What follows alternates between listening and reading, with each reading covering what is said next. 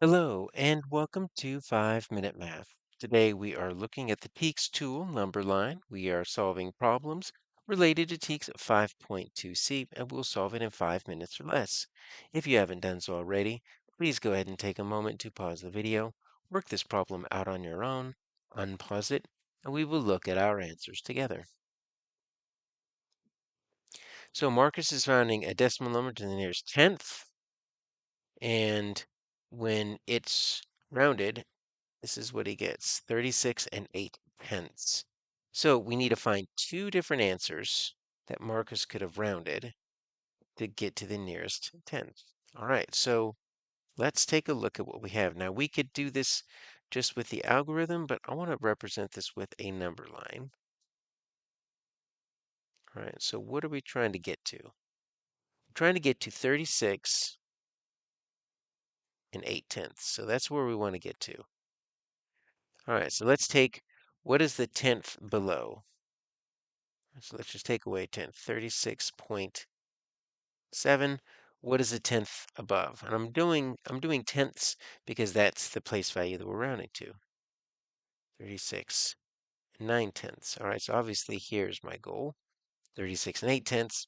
Now what's going to help me here is if I record some midpoints, because I know that anything that is at that midpoint or above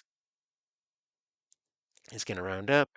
And at this midpoint, that midpoint above rounds up, so I'm going to do an open circle to show that I don't include the midpoint, but as long as you get close to the midpoint, right, you're going to get there, right up to the very end. So that open circle means we're not going to include that midpoint. I just need the midpoints. And you might be thinking, well, 36.7 and 36.8, there's not really any numbers in between. Well, not if we just go to the tenths place, but if we go to the hundredths place, now take a look at my numbers. Obviously, everything is 36, but it's 36.70 and 80 and 90. Well, what's in between 70 and 80? So I can say 36.75, and then I can say this is going to be 36 and 85 hundredths, or 36.85. Now I've got my boundaries. Anything that's in here, it's going to kind of draw a shade right here. It's going to round to 36.8. Just know that we're not including 36.85. That actually goes up to 36.90. So now we can start placing our numbers.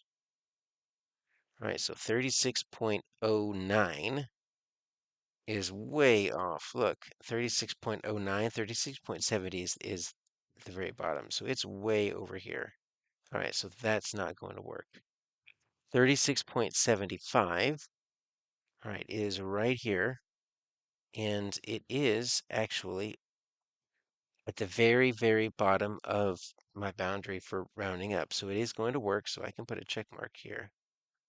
All right, I don't necessarily have the thousandths place there, so I'm going to skip that for now. We can come back to that. 36.82. All right, so here's 36.80. 36.82 would be right around here, 36.82, and that's definitely within that zone. So that's looking good. 36.85 is right here, but remember 36.85 actually rounds up, right? You can get all the way close to 36.85 without approaching it, but once you hit that 5 is actually going to go up to 36.90. So this is a no. So I'm pretty sure I've got my answers, but I'm a little uncomfortable just saying I've got my two answers until I know exactly where that 36.742 or 36 and 742 thousandths lands. Well, that goes to the thousandths place. So let's do this. Let's just add a 0 onto everything. So there's not really a need to create a second number line. We can just put a 0 on everything. Now, where does 742 land between 700 and 750? So it's going to be right around here. So 36.742. You notice it is going to land below. So we have our two answers.